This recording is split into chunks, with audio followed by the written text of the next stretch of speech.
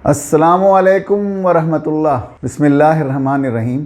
अस्सीरा में खुश आमदीद। मैं हूँ जावेद अनवर। मैं आपसे अपील करता हूँ कि अगर आप अपने प्यारे, अपने मासूम बच्चों और नौजवानों को बचाना है और उसमें आप कुछ भी संजीदा हैं तो हमारे वीलॉग के सीरीज़ फाहिशा और हया के हर वीडियो को मुकम्मल देखें। हमने उसकी एक अलग कैटेगरी भी बना दी है। कनाडा का तालीमी निज़ाम तारीख़ इंसानी का बदतरीन निज़ाम तालीम बन चुका है और उसमें ज़रा भी मुबालगा नहीं है। इस वीडियो को आखिर तक देखेंगे तो आपको मालूम हो जाएगा। कनाडा में फाहिश कम्युनिटी के बहुत से अपने फाहिश लाइफ स्टाइल वाले सियासी लीडर्स हैं और रहे हैं।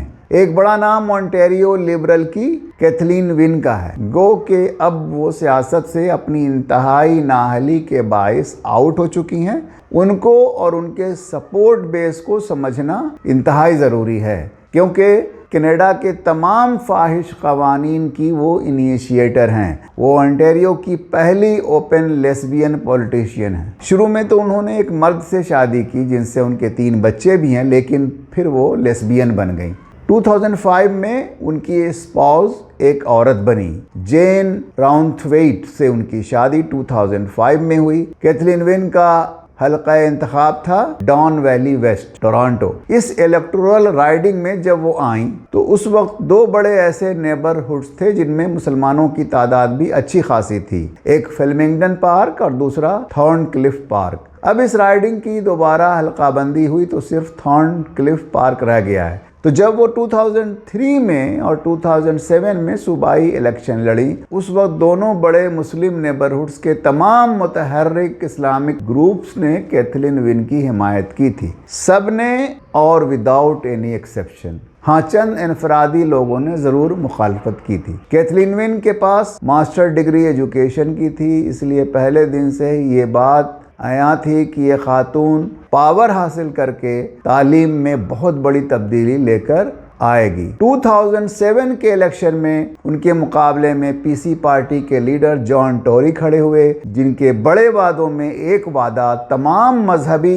स्कूलों को फंडिंग की बात थी। उसकी बुनियाद पर लिबरल मीडिया ने उनकी खूब मुखालफत की और कहा कि ये लोग मदारिस की फंडिंग करेंगे जहां से तालिबान निकलेंगे। और लिबरल मीडिया की इस जारहाना मुखालिफ मुहिम की वजह से ही वो और उनकी पार्टी इलेक्शन हार गई।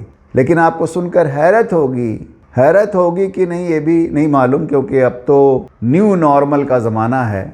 डॉन वैली वेस्ट के तमाम इस्लामिक हलके जो सियासत में ज़रा भी दिलचस्पी रखते हैं, उन्होंने जॉन टोरी को वोट नहीं दिया, कैथलीन विन को वोट दिया और भरपूर सपोर्ट किया। ये हमेशा होता है कि जब आप अपने दिमाग से सोचना बंद करके दूसरों के दिमाग से सोचते हैं और डम बनकर अंगूठा लगाने लगते हैं और किसी और के कहने पर अपनी जिंदगी के फैसले करने लगते हैं। कैथलीन विन 2003 से 2022 तक डॉन वैली वेस्ट से मेंबर ऑफ प्रोविंशियल असेंबली यानी MPP रहीं। ओंटारियो में सेम सेक्स मैरिज के कानून को बजरिया सुप्रीम कोर्ट ओंटारियो उनका भरपूर रोल रहा है। फेडरल कानून तो 2 साल बाद बना है। कैथलीन विन को अब तालीम के शोबे में काम करना था। वो सितंबर 2006 से जनवरी 2010 तक एजुकेशन मिनिस्टर रहीं, तकरीबन 3 साल। उसके बाद प्रीमियर डल्टन मैकगुइंटी ने उन्हें कई वजारतें दी। उन्हें ओंटारियो के अगले प्रीमियर यानी वज़ीर आला के लिए तैयार किया जा रहा था। फरवरी 11 2013 से जून 29 2018 तक वो ओंटारियो की प्रीमियर रहीं। यहाँ ओंटारियो लिबरल पार्टी की तकरीबन 15 साल मतवातिर हुकूमत रही। पहले डल्टन मैकगुइंटी और उसके बाद कैथलीन विन प्रीमियर रहे। इस दौरान मिनिस्टर ऑफ एजुकेशन का हुलिया मुकम्मल तब्दील हो गया। करिकुलम कमेटी फाहिश लोगों से भर गई। कैथलीन विन की एजुकेशन मिनिस्ट्री में डिप्टी मिनिस्टर था डॉक्टर बेंजामिन लेविन। वो अपनी हवसनाकी के लिए छोटे नन्हे बच्चों को इस्तेमाल करता था। उस शख्स पर 2015 में चाइल्ड पोर्नोग्राफी रिलेटेड चार्जेस लगे और उस शख्स ने जुर्म का इकरार कर लिया। उसने गिल्टी प्ली की। वो पेडाफाइल कन्विक्ट हुआ। पुलिस ने लेविन पर बच्चों के इस्तेहसाल के 7 इल्ज़ामात आयद किए थे, जिनमें बच्चों की फहश तस्वीर बनाने और तकसीम करने के इल्ज़ामात भी शामिल हैं। यानी वो चाइल्ड पोर्नोग्राफी भी करता था और उसे डिस्ट्रीब्यूट भी करता था। कैथलीन विन और डॉक्टर लेविन और मिनिस्ट्री ऑफ एजुकेशन के इन्हीं जैसे लोगों पर मुश्तमिल करिकुलम कमेटी और उन जैसे ब्यूरोक्रेट ने 2010 में सेक्स एजुकेशन करिकुलम इंट्रोड्यूस किया और पेडाफाइल डॉक्टर लेविन ही उस करिकुलम का निगरां था। इस करिकुलम का मकसद ये था कि इब्तदाई स्कूल के बच्चों में ही जिनसी हिजान पैदा कर दिया जाए। समझदार वालिदैन जान गए थे कि ये निसाब साफ तौर पर बच्चों को जिनसी इस्तेहसाल की नीयत से ग्रूमिंग के लिए तैयार किया गया है। इस करिकुलम में 6 साल के यानी ग्रेड 1 के बच्चे को जिनसी एज़ा को तफसील से बयान करने की बात थी। उसमें यह था कि ग्रेड 3 के बच्चे हमजिन्स शादी और हमजिन्स फैमिली स्ट्रक्चर को सेलिब्रेट करेंगे। अमलन उसमें 2 हमजिन्स बच्चों को मौक शादी कराना, दीवार पर बड़े बड़े पोस्टर लगाकर हमजिन्स शादी डिस्प्ले करना वगैरह सब शामिल है। ग्रेड 4 के बच्चों को बताया जाएगा कि आपस में दोस्ती से ऊपर भी बहुत कुछ हो सकता है। ग्रेड 6 में गंदे से गंदे तरीन सेक्स का तरीका बताना शामिल था और ग्रेड 8 के बच्चों को जेंडर के हवाले से बिल्कुल क्लियरली बताया जाएगा कि मर्द या औरत होना बायोलॉजिकल बात नहीं, ये महज एक समाजी तस्वुर है। ये एक सोशल कंस्ट्रक्ट है जो आपके किसी भी वक्त के जज्बात के मुताबिक ढल सकता है, ये तब्दील हो सकता है। यानी जेंडर आइडेंटिटी एंड एक्सप्रेशन का तस्वुर जो हम अपने वीडियो नंबर 43 में कर चुके हैं। ये सेक्स एजुकेशन करिकुलम देखकर वालिदैन की चीखें निकल गईं। मुकामी अखबारात में उस पर जितने सर्वे हुए उसमें भारी अक्सरियत ने उसके खिलाफ वोट दिया था। एक ज़बरदस्त बैकलैश और आने वाले इलेक्शन के पेश नज़र उसे सिर्फ 3 दिनों के बाद वक्ती तौर पर हटा लिया गया, यानी उसे शेल्फ कर दिया। लेकिन उसी वक्त यह भी वाज़ेह किया गया था कि ये आर्जी तौर पर शेल्फ किया जा रहा है और उसे फिर लाया जाएगा। ये बात सबको मालूम था और है कि इन बातों का मजहब के अलावा साइंस से भी कोई ताल्लुक नहीं है। ये सिर्फ और सिर्फ पॉलिटिकल एंड सोशल इंजीनियरिंग है। ये इंतहाई इर्रिस्पॉन्सिबल अमल है जो बच्चों की जिंदगियों के लिए हाई रिस्क है। लेकिन फाहिश लॉबी और वजीर तालीम की निसाब कमेटी ने अब उससे बड़ी प्लानिंग शुरू कर दी, यानी असम्बली में एक ऐसा बिल लाया जाए और एक ऐसा स्कूल एक्ट बनाया जाए जिससे वो सेक्स एजुकेशन उसका ज़रूरी और लाजमी हिस्सा बन जाए। फिर इन लोगों के सामने वो बात आई जो साइंस के स्टूडेंट को पढ़ाया जाता है कि मेंढक को अगर अचानक खौलते पानी में डाल दिया जाए तो मेंढक मर जाएगा, लेकिन उसे आहिस्ता आहिस्ता पहले बहुत कम गर्म पानी से आहिस्ता आहिस्ता गर्मी बढ़ाई जाए तो उसी टेम्परेचर पर जिससे पहले मेंढक मर गया था अब नहीं मरेगा, यानी वो अब उसका आदी हो जाएगा। साइंस के इस तजुर्बे को बॉइलिंग फ्रॉग एक्सपेरिमेंट कहा जाता है। ये तजुर्बा साबित करता है कि अगर कोई तब्दीली आहिस्ता आहिस्ता हो तो लोग या निज़ाम उसके आदी हो जाते हैं और ख़तरे को महसूस नहीं करते, चाहे वो उनके लिए कितना ही डेंजरस हो। ओंटारियो लिबरल पार्टी फाहिश ग्रुप के साथ मुकम्मल हमआहंगी करते हुए एक ऐसे बिल को ड्राफ्ट करने में लग गई जो एजुकेशन की इंसानी तारीख में सबसे ख़तरनाक और शर्मनाक था। यानी एक ऐसा तेज छुरा तैयार किया गया जिससे बच्चों के जेंडर, उनके जिन्स को आसानी से ज़बह किया जा सके। जैसा कि मैं पहले भी कह चुका हूं कि खतरनाक से खतरनाक बिल और एक्ट की पैकेजिंग बहुत शानदार की जाती है। ओंटारियो लेजिस्लेटिव असेंबली में बिल 13 लाया गया तो उसका बहाना स्मोक स्क्रीन बुलिंग को बनाया गया। एक झूठा बहाना ये तराशा गया कि गे स्टूडेंट्स के साथ बुलिंग होती है। हालांकि उस वक्त स्कूल में तो ऐसे किसी स्टूडेंट का पाया जाना भी बहुत शाज़ था। आम कैनेडियन सोसाइटी में भी बुलिंग की मेजर वजह जेंडर आइडेंटिटी नहीं कुछ और थी। टोरंटो के पब्लिक स्कूल्स में बढ़ते हुए वायलेंस के वाकयात पर टोरंटो स्कूल बोर्ड ने इंक्वायरी के लिए एक वकील जूलियन फॉकनर की निगरानी में एक पैनल तश्कील दिया था। उनकी रिपोर्ट में किसी ट्रांसजेंडर पर हमले का जिक्र भी नहीं आया है। उन्होंने गैंग्स की निशानदेही की, उन्होंने ड्रग्स की निशानदेही की और लड़कियों पर लड़कों के जिनसी हमले की बात की थी। इस रिपोर्ट में कहीं भी ट्रांसजेंडर पर अटैक या बुलिंग की कोई बात नहीं थी। बहरहाल एजुकेशन मिनिस्ट्री बुलिंग के नाम पर ही बिल 13 लेकर आई। कैथलीन विन की वजारत तालीम के ज़माने में यह ड्राफ्ट हो चुका था, लेकिन उसे पेश किया मिनिस्टर ऑफ एजुकेशन लॉरेल ब्रोटन ने। विन को कुछ दिन कबल ही दूसरी वजारत मिल चुकी थी। लॉरेल ब्रोटन ने बिल की सेकंड रीडिंग की अपनी स्पीच में कह दिया कि इस बिल का मकसद एटीट्यूड्स और बिहेवियर्स को तब्दील करना है, और तब्दील करना है फॉर गुड।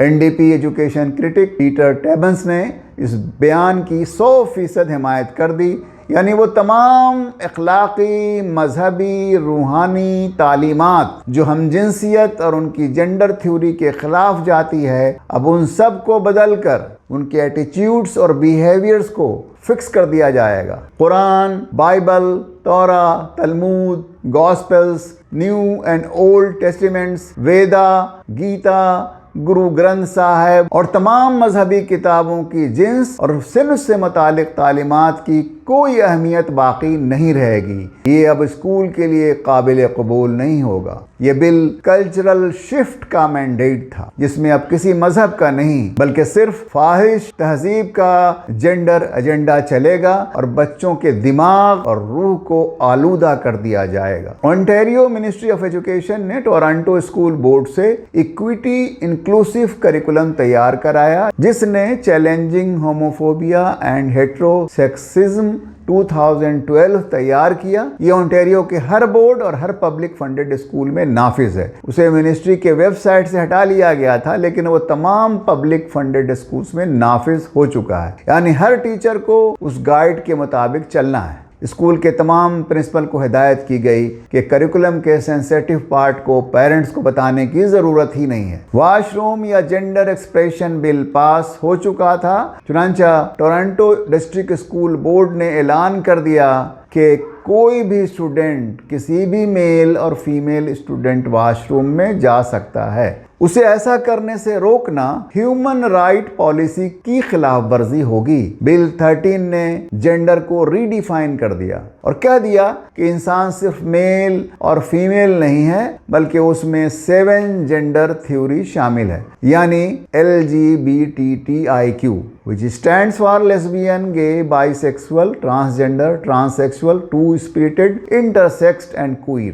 हुकूमत ने झूठा बयानिया बनाया कि उस पर बड़े पैमाने पर वालिदैन से राय ली जा चुकी है। हालांकि हकीकत बात यह है कि हुकूमत ने सिर्फ और सिर्फ होमोसेक्सुअल एक्टिविस्ट लॉबी ग्रुप्स यानी the coalition for lesbian and gay rights in Ontario से राय ली थी। इसमें पेरेंट्स की कोई नुमाइंदगी नहीं थी। उस जमाने में थॉर्नक्लिफ पार्क स्कूल के स्कूल काउंसिल में 2008 से 2011 तक मैं एक्टिव था। 2008 to 2010 इस स्कूल का को चेयर और चेयरपर्सन रहा। कई साल तक बहुत एक्टिव रहा। उसके बाद हमारे एक साथी खालिद महमूद रहे। कैथलीन विन इसी इलाके से MPP थी। वो एक बार भी स्कूल काउंसिल की मीटिंग में शामिल नहीं हुई, यहाँ किसी एक पेरेंट से भी ना मिली। इस स्कूल में ही 1700 बच्चे थे, यानी 3400 पेरेंट थे। तादाद के लिहाज से ये पूरे कनाडा का सबसे बड़ा स्कूल था। विन के नज़दीक उनमें से कोई भी पेरेंट नहीं था। तो मालूम ये हुआ कि सूबे में उनके नज़दीक पेरेंट सिर्फ वो है जिनके बच्चे नहीं होते। हुकूमत ने प्रो फाहिश रिसर्च इदारों से और एक ख़ास किस्म के सवालात बनाकर कि आप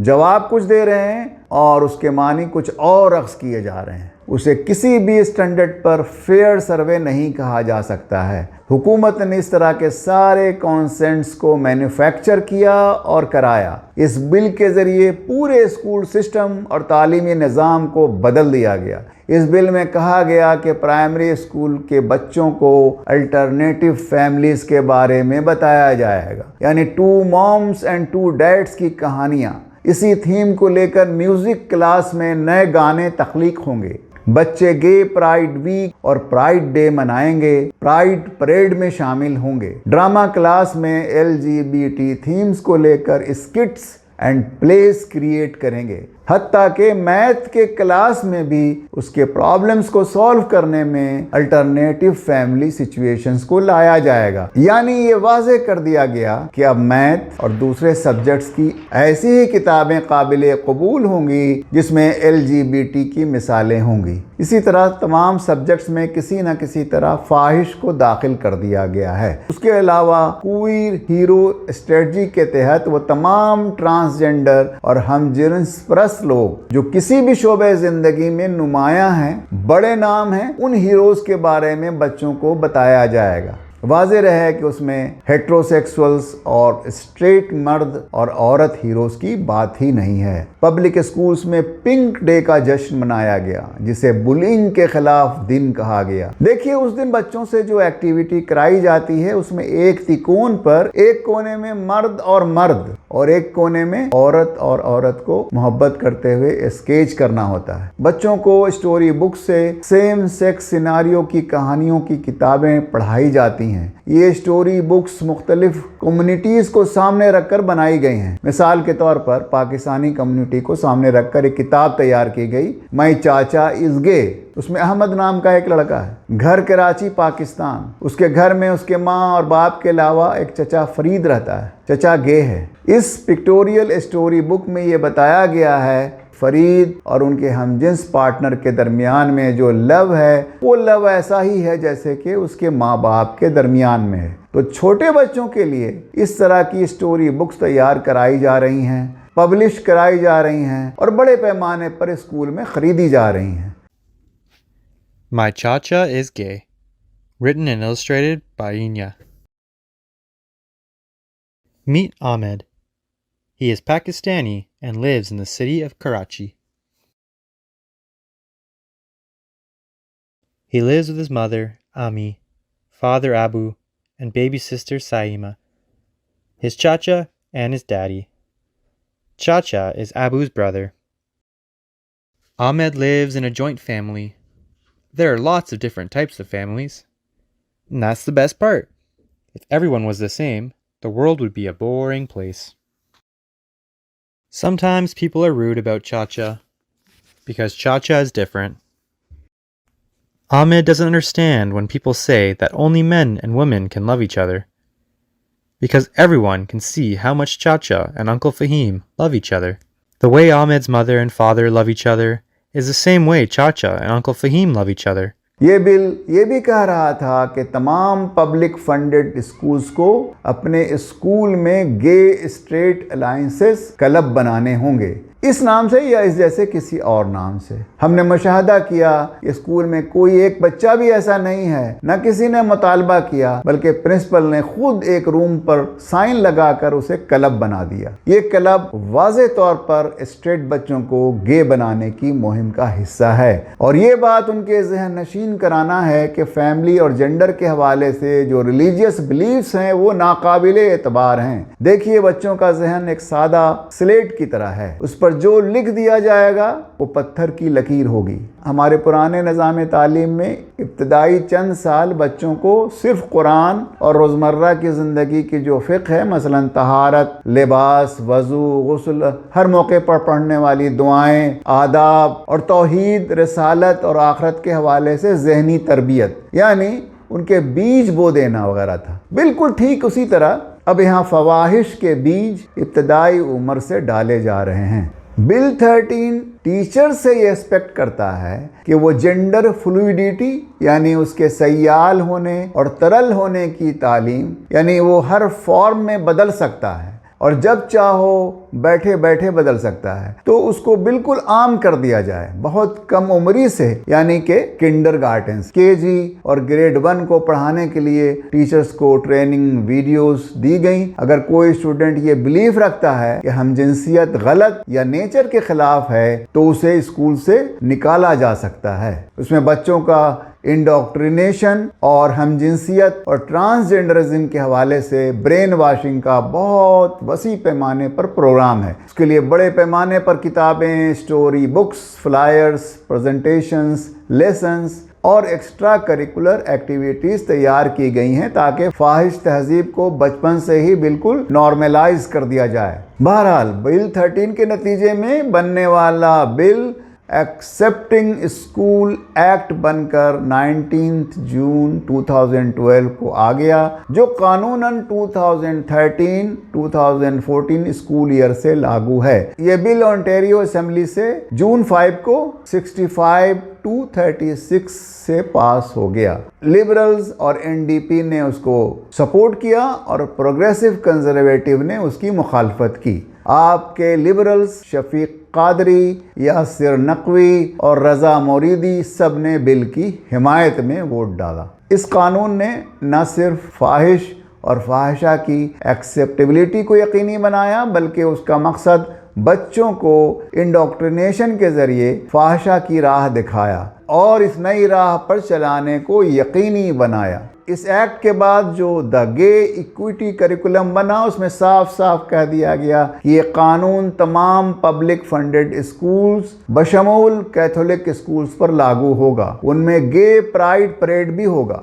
टोरंटो स्कूल बोर्ड ने अपनी equity and inclusive education policy में लिख दिया कि ग्रेड 3 के बच्चे भी गे प्राइड परेड में इमेजेस को काट कर और उस जैसा प्ले कार्ड बनाकर अपना प्राइड परेड करें। मैं नहीं कहूँगा कि आप जाकर देखें कि वो इमेजेस क्या होते हैं और कैसे होते हैं, लेकिन आपको मालूम है और आपको अंदाज़ा है कि वो किस कदर नंगे और फहश तस्वीर होती हैं। ग्रेड 3 के बच्चे को भी इतना बेशरम बना दिया गया कि न सिर्फ वो उन वेबसाइट्स पर जाता है, बल्कि उसके प्रिंट आउट्स लेकर गे प्राइड परेड करता है। The evangelical fellowship of Canada ने इस बिल का जो तजिया किया, उनके मुताबिक बिल 13 के ज़रिए जो एजुकेशन एक्ट में अमेंडमेंट हुआ है, उससे आगे प्राइवेट स्कूल में भी गवर्न हो सकता है। बिल 13 पर असेंबली में बहस के दौरान बाज़ अरकान असेंबली ने अपनी इस ख्वाहिश का इजहार भी किया है कि ये प्राइवेट स्कूल पर भी अप्लाई होना चाहिए। शायद अगली बार फिर कभी ओंटारियो लिबरल हुकूमत आ जाए तो वो ये भी कर जाएंगे। बुलिंग के बहाने से बनने वाला बिल 13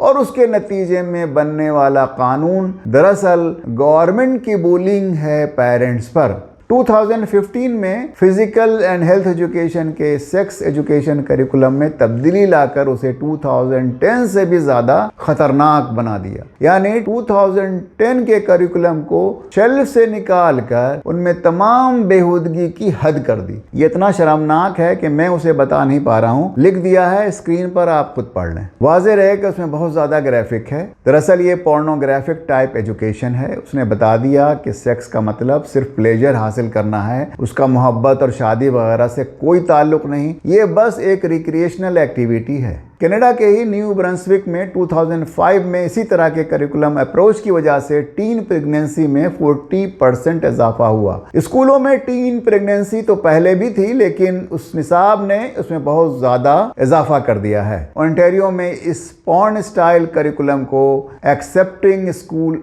एक्ट की ज़बरदस्त ताकत मिल चुकी थी। इस सेक्स एड करिकुलम पर कुछ क्रिश्चियन हलकों में और कुछ मुस्लिम और सिख हलकों में हलचल मची। खास तौर पर हमारे थॉर्नक्लिफ पार्क के वालिदैन का खून ज़्यादा खौला, लेकिन अब बहुत देर हो चुकी थी। चिड़िया खेत चुक चुकी थी। जिस वक्त बिल 13 ओंटारियो लेजिस्लेटिव असेंबली में था, उस वक्त अगर पूरी इस्लामी कम्युनिटी उसके खिलाफ खड़ी हो जाती तो लिबरल्स भाग खड़े होते, लेकिन हुआ उसका उल्टा। कई इस्लामी हलकों ने तो उस वक्त भी कैथलीन विन का भरपूर साथ दिया और बाद में भी साथ दिया। बिल 13 जब ओंटारियो असेंबली में पेश हुआ, यही राइट टाइम था कि तमाम मजहबी हलकों को इकट्ठा होकर उसके खिलाफ खड़ा होना था। Public education advocates for Christian equity के फाउंडर और पब्लिक स्कूल में टीचिंग का 30 साल तजुर्बा रखने वाले फिल लीज ने कहा कि ये तब्दीलियां इसलिए रूनुमा हुई हैं क्योंकि रिवायती इक़दार रखने वाले फेथ बेस्ड कम्युनिटी को ना तो आगाह किया गया और ना ही इन तब्दीलियों का जवाब देने के लिए तैयार किया गया।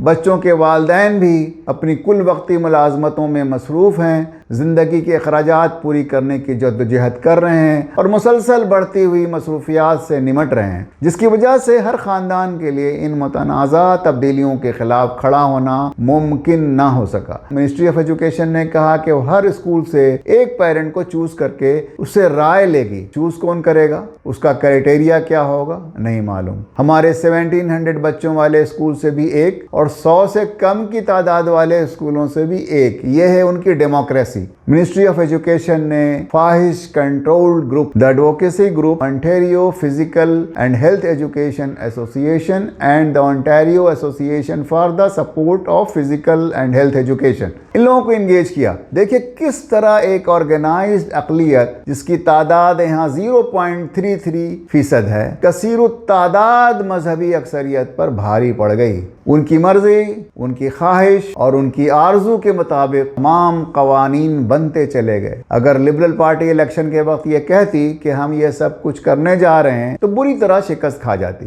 बहरहाल 2015 में जो सेक्स एजुकेशन करिकुलम के खिलाफ तहरीक चली, उनकी कमजोरी ये थी कि वह थॉर्नक्लिफ और कुछ और इलाकों के वालिदैन तक महदूद थी। पूरी रियासत में जहां पब्लिक फंडेड स्कूल बोर्ड्स की तादाद 72 और उसके अंदर 4848 स्कूलों में बहुत ज्यादा कुछ ना हो सका। थॉर्नक्लिफ पार्क और क्वींस पार्क की रैली हुई। दोनों रैलियों में खासे वालिदैन जमा हुए। टोरंटो स्टार और टोरंटो सन दोनों में सर्वे का बॉक्स चलता रहा। एक मुनज़्ज़म अक़लियत की रिजल्ट अपने फेवर में लेने के एक्सट्रीम एक्टिवनेस के बावजूद लोगों की भारी अक्सरियत ने इस करिकुलम के खिलाफ वोट दिया था। लेकिन ये सूबाई सतह पर ऐसी भरपूर तहरीक नहीं चली जिसकी ज़रूरत थी, और ये तहरीक सिर्फ सेक्स एजुकेशन करिकुलम के ख़िलाफ़ थी, वो पूरे इस सिस्टम के ख़िलाफ़ नहीं थी जो एक्सेप्टिंग स्कूल एक्ट के ज़रिए आ चुका था और जिसमें जेंडर आइडेंटिटी की बात सबसे अहम बात थी। वाज़ेह रहे कि सेक्स एड करिकुलम में एग्जेम्पशन है और वालिदैन अपने बच्चों के लिए एग्जेम्पशन ले सकते हैं, लेकिन इस पूरे स्कूल सिस्टम से एग्जेम्पशन कैसे लेंगे? उसमें एग्जेम्पशन है ही नहीं। ये नस्लों को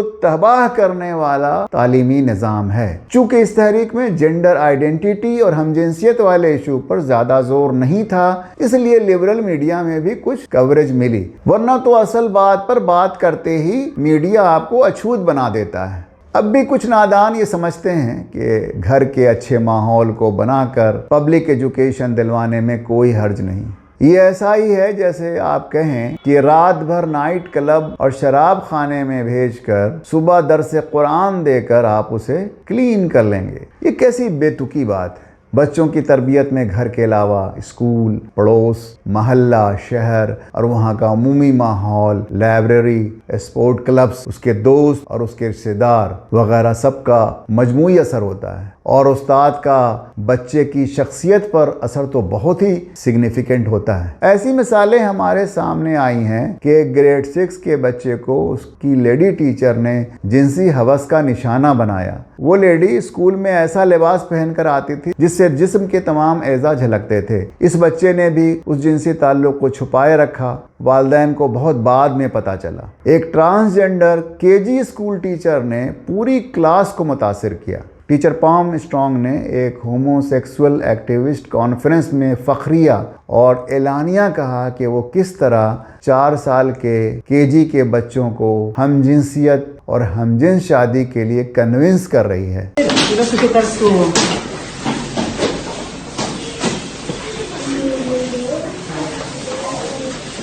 Coloque su dedito eso. Hago entrega. Le puede dar un beso a la novia. Ahí la mejilla. Deja el vestido ahí.